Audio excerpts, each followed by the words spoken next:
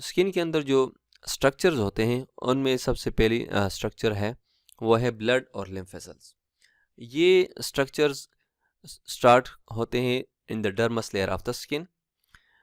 मुख्तलिफ जो आर्टरीज़ हैं या आर्ट्रियोल्स हैं वो ब्लड सप्लाई करती हैं to the dermis layer of the skin, और वहाँ पर जो स्वेट ग्लैंड्स हैं या सेबेशियस ग्लैंड्स हैं या हेयर फॉलिकल्स हैं या डर्मस लेयर के अंदर जो सेल्स हैं उनको जो न्यूट्रिएंट्स ऑक्सीजन वगैरह प्रोवाइड करती हैं, तो कैपिलरीज उसकी ब्रांचेस होती हैं और वो डर्मस लेयर के अंदर जितने स्ट्रक्चर्स हैं उनको ये न्यूट्रिएंट्स और ऑक्सीजन प्रोवाइड करती हैं।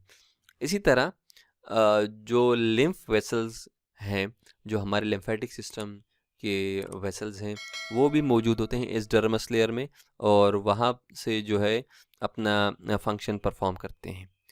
सेंसरी नर्व एंडिंग्स भी डर्मस लेयर के अंदर ही होती हैं और वो मुख्तलिफ़ किस्म के सेंसेस फील करती हैं, जिस तरह टच है, टेम्परेचर है, प्रेशर है, पेन है, और ये पूरे डर्मस के अंदर ये फैले हुए होते हैं। ठीक है, तो एपिडर्मस जो है उसके अंदर कोई स्ट्रक्चर नहीं होता, डर्मस के अंदर ये स्ट्रक्चर्स ये डिफरेंट यहाँ पर स्टार्ट होते हैं।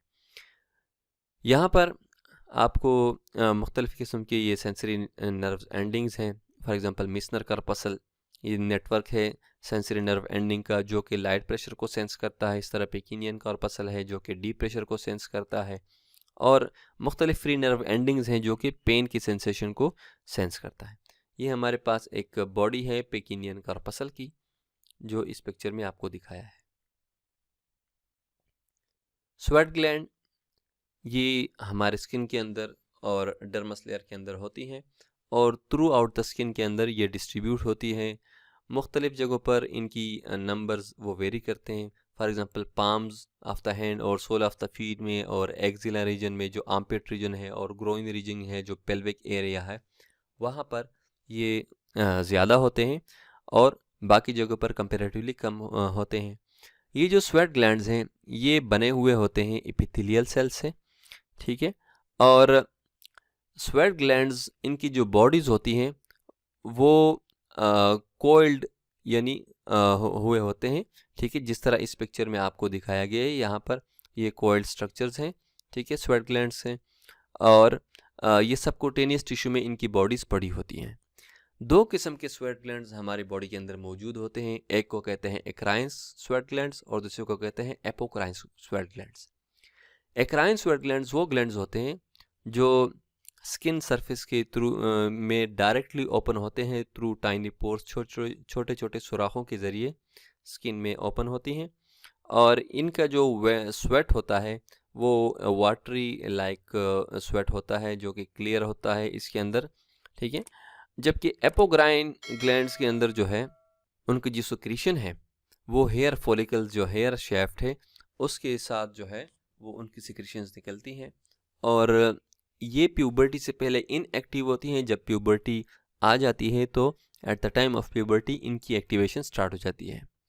एपोक्राइन ग्लैंड जो है वो मेनली उनका रोल होता है सेक्सुअल एराउजल में, और जब सेक्सुअल एक्टिविटी होती है तो उस वक्त ये एपोक्राइन ग्लैंड जो स्वेट रिलीज़ करते हैं, जबकि एक्राइन ग्लैंड जो है वो बॉडी के टेम्परेचर के रेगुलेशन में उनका बड़ा रोल होता है। और एपोक्राइन ग्लैंड्स मोस्टली वो होते हैं एक्सिला रीजन में। Hairs is another structure which is present with in the skin, और ये हेयर जो ग्रो करते हैं ये हेयर फॉलिकल से ग्रो करते हैं। हेयर फॉलिकल बेसिकली ये भी एपिडर्मल सेल्स की डाउन ग्रोथ है और ये प्रेजेंट होते हैं या तो डर्मस में या सबक्यूटेनियस टिश्यू में।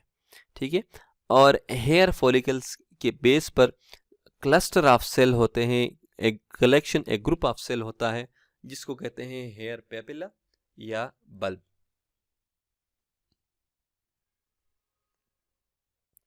अच्छा, हेयर का वो हिस्सा जो स्किन के ऊपर हमें नज़र आता है उसको कहते हैं शेफ्ट, और बाकी जो स्किन के अंदर है वो सारा हेयर फॉलिकल पूरे हिस्से को कहते हैं रूट। और इस हेयर का जो कलर है वो जेनेटिकली कंट्रोल होता है और ये डिपेंड करता है कि इसमें कितना जो मेलानिन है वो मौजूद है और किस टाइप का मेलानिन है। तो जेनेटिकली ये हमारा डीएनए इसको कंट्रोल करता है कि किस टाइप ऑफ मेलानिन हेयर को प्रोवाइड है और कितने अमाउंट में प्रोवाइड है। और चूंकि हेयर बेसिकली प्रोटीन है और प्रोटीन मोस्टली वाइट कलर का होता है, इसका अपना कोई स्पेसिफिक ऐसा कलर नहीं है, तो ये वाइट कलर का होता है, जिसकी वजह से हेयर अगर इसको ये मेलानिन नहीं मिलते तो ये क्या हो जाते हैं, ये हमें वाइट नज़र आते हैं। एक मसल है एरेक्टर पाइलाई। बेसिकली ये हमारे पास हेयर है और ये एरेक्टर पाइलाई ये मसल है, और ये bundle of smooth muscle fibres हैं जो कि हेयर फॉलिकल्स के साथ अटैच होते हैं। इस एरेक्टर पाइलाई का फंक्शन ये है कि ये हेयर की एरेक्शन करता है, और जिसे हम कहते हैं गूस फ्लैश की कभी कभार हमें ठंड लग जाती है, या कभी कभार हमें जो है ना ज़्यादा खौफ की वजह से, डर की वजह से बाल खड़े हो जाते हैं, तो जो बाल खड़े हो जाते हैं उसमें इस एरेक्टर पाइलाई का जो है रोल है। और ये इसलिए वो गूस फ्लैश या बाल या रोंगटे खड़े हो जाते हैं कि इसके अंदर एयर इंट्रैप हो जाता है, जो कि हमारे स्किन के अंदर और बाहर इन्वायरमेंट के बीच में एक इंसुलेटर का काम करता है, जिसकी वजह से जो temperature with in the body है वो मेंटेन रहता है। सेबेशियस ग्लैंड्स, ये हमारे स्किन के अंदर ये ग्लैंड्स भी होते हैं, और ये भी एपिथेलियल सेल्स से बने हुए होते हैं। ठीक है, वही सेल्स जिन सेल से हेयर फॉलिकल्स बने होते हैं, ये सेबेशियस ग्लैंड्स भी उसी सेल से बने होते हैं। ये एक ऑयली सब्सटेंस रिलीज़ करते हैं जिसको कहते हैं सीबम, और ये ऑयली सब्सटेंस ये एंटी माइक्रोबियल होता है बैक्टीरिया के ख़िलाफ़, और डिफरेंट जो डिजीज़ काजिंग माइक्रोब्स है उसके ख़िलाफ़ ये एक्शन करता है। और सीबम जो है ये भी रिलीज़ होता है हेयर फॉलिकल्स जिस रास्ते से हेयर फॉलिकल निकलता है, तो ये भी उसी रास्ते से, उसी ट्यूब के थ्रू, उसी चैनल के थ्रू ये सीबम रिलीज़ होता है स्किन में। और सेबेशियस ग्लैंड्स पूरे स्किन में मौजूद है, सिवाय जो पाम के अंदर और सोल ऑफ द फीट के अंदर, यहाँ पर सीबम सेबेशियस ग्लैंड्स वो नहीं होते। इसी तरह ये हमारे स्कैल्प के अंदर, फेस के अंदर, एक्जिला और ग्रोइन रीजन जो है, ये इन रीजन में ज़्यादा होते हैं, बाकी रीजन में कंपैरेटिवली कम होते हैं।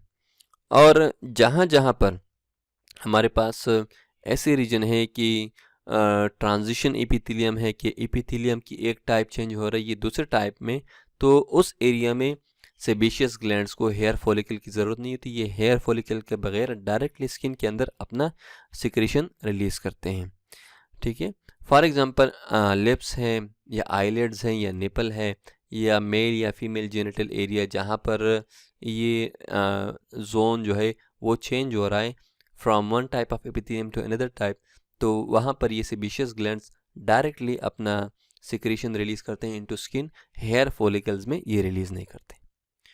तो ये था स्किन के मुतालिक। इंशाल्लाह नेक्स्ट लेक्चर के अंदर जो है वो हम स्किन के फंक्शंस पढ़ेंगे।